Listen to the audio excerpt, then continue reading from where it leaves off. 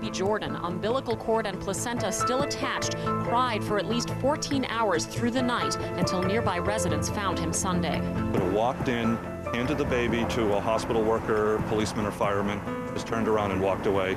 Kind of the image from the past that we're trying to do away with, of wrapping an infant up and leaving them on a doorstep for someone to find. That's not a safe thing to do for the child. Oregon law allows parents to give away newborns, but they must give it to someone at a hospital, police department, fire department, doctor's office, sheriff's office, or birthing clinic. And the child must be a month old or younger and not a victim of abuse. Pizza, Chinese, the morning paper, that's okay, but not a baby delivery. A little infant child, this little girl, found abandoned on a doorstep in the early morning hours, wrapped in a towel, soaked. Her temperature 15 degrees below normal. That child could have died of hypothermia. The infant apparently just hours old. Jean, what happened? You know, they really don't know yet. What they do know is that a newborn baby was placed on the doorstep of this nursing home.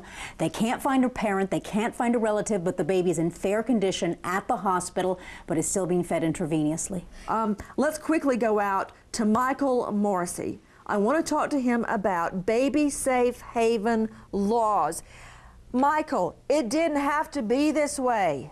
No, absolutely not, Nancy. I'll even give you 2 seconds of difference. Knock, knock on the door. There was a CNA and a charge nurse inside that building. They knew what to do to take care of baby Rose.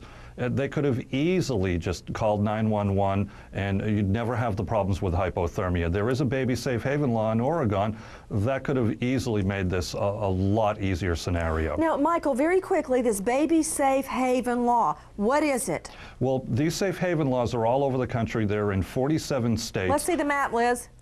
Well, in 47 states, only Alaska, Nebraska, and Hawaii don't have them. Take the baby to a hospital, a medical center, to a police station or a fire station, knock on the door, hand the baby to a policeman, a fireman, a nurse, and make sure the baby's safe. Then you can turn around and walk away. No questions asked, no chance of prosecution. Mark Klass, a lot of people say no way to baby safe havens. I disagree. I disagree. It could cost a baby its life. Well, you know, I think that's the whole point here, isn't it?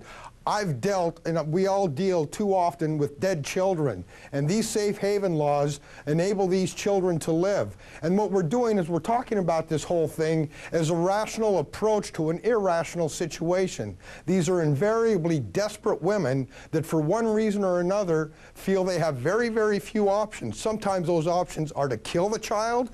Other times, now with these safe haven laws, that option is to drop that child off. So I think anytime a child is alive, including this child, is a far greater scenario than to find another dead baby in a dumpster. So I'm not going to continue to point fingers at this poor mother like everybody else is. She wanted her baby to live, and she probably took the only steps that she knew were necessary to make sure that that would happen. Mark, I think you've got a great point.